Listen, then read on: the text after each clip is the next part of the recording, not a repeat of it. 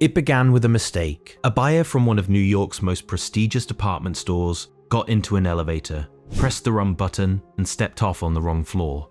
She was lost, and as she wandered, looking for a way out, she stumbled into a tiny, cramped workroom she'd never meant to enter, where a young, unknown designer was hanging up a few simple coats. She stopped. She looked closer. And what was supposed to be an annoying detour became one of the most accidental, fortunate wrong turns in the history of fashion. Because that little workroom belonged to a kid from the Bronx named Calvin Klein. And that single accident was about to launch a billion-dollar empire. This is the story of how the son of immigrants turned 10,000 borrowed dollars into a global icon. To understand the dream, you have to understand where it started. Calvin Klein was born in 1942 in a Jewish, working-class corner of the Bronx, the children of immigrants and the grandchildren of people who'd crossed oceans for a better life. His father Leo had arrived in America from Budapest as a young boy and worked grueling hours running a neighborhood grocery store.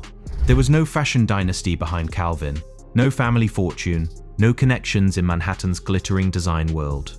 Just a modest apartment, a hard-working immigrant family, and a little boy who was different from the other kids on the block. While the neighborhood boys played stickball in the street, young Calvin was inside, sketching dresses and learning to sew.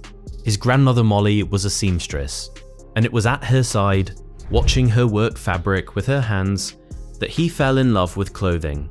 He'd tag along with his mother on shopping trips, studying how garments were made, how they hung, how they made people feel. In a tough Bronx neighborhood in the 1950s, a boy obsessed with fashion design was an outsider.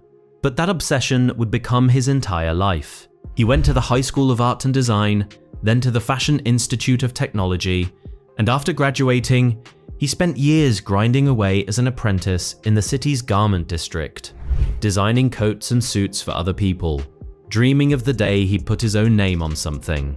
But here is the truth that the fashion fairy tale always leaves out. Talent alone is almost never enough. Calvin Klein had the vision, the eye, the gift. What he didn't have was money, or any idea how to run a business. And this is where the second hero of the story walks in. A man most people have never heard of, but without whom Calvin Klein the brand would never have existed. His name was Barry Schwartz. And Barry wasn't a designer at all. He was Calvin's childhood best friend from the Bronx. Their bond ran deep, forged in the same working-class streets. Barry's own story was marked by tragedy. His father, a grocer, was murdered when Barry was just 21. The two friends had grown up side by side, and in 1968, when Calvin was 26 years old and desperate to start his own label, it was Barry who believed in him. Barry handed his friend a loan of $10,000, real money in 1968, to launch a tiny coat business out of a room in a New York hotel. That $10,000 and the lifelong friendship behind it was the seed of everything. Calvin would be the creative genius. Barry would be the businessman, the operator, the one who turned art into an empire. It was one of the greatest partnerships in business history, and it started with two immigrant kids from the Bronx who trusted each other completely, which brings us back to that lost buyer and her wrong turn. The woman who stumbled into Calvin's workroom was a coat buyer from Bonwit Teller, one of the most prestigious department stores in all of New York.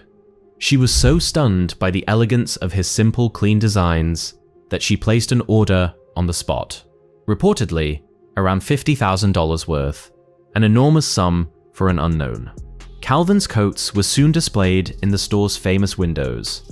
His youthful, understated, effortlessly cool designs landed in the pages of Vogue and Harper's Bazaar. The kid from the Bronx had arrived, but coats were only the beginning.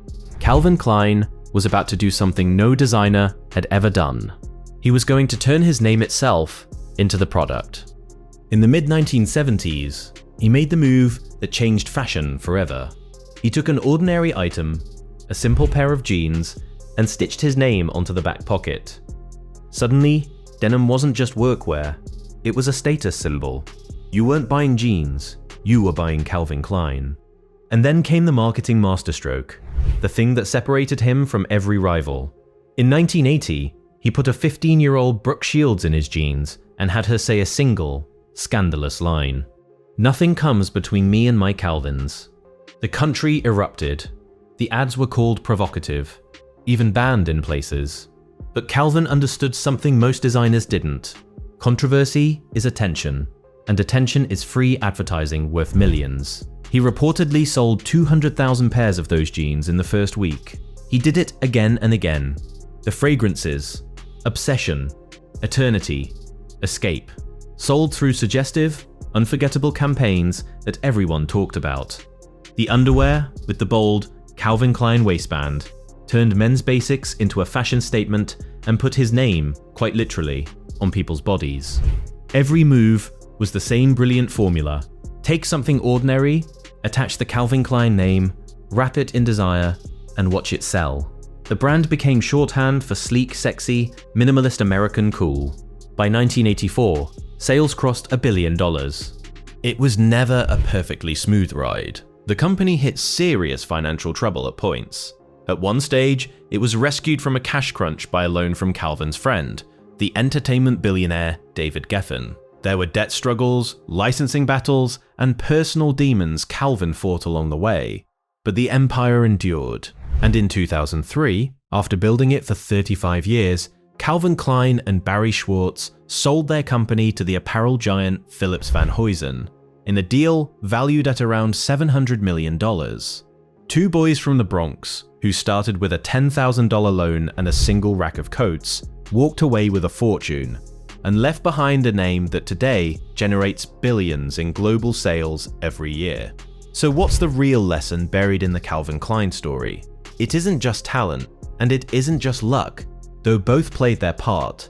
It's that the American dream, at its best, was often built by outsiders, the children of immigrants who saw the world a little differently because they'd never been allowed all the way inside it.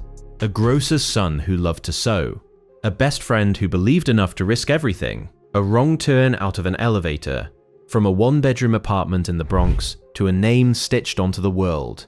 That's not just a fashion story, that's the immigrant dream, cut, sewn, and sold to the entire planet. If you love these stories of how ordinary outsiders built extraordinary empires from nothing, subscribe, because finding the real human story behind the famous name is exactly what this channel is about. And tell me in the comments, who's the most surprising rags to riches founder you've ever learned about? And should I cover them next? Drop the name below. I read every single one.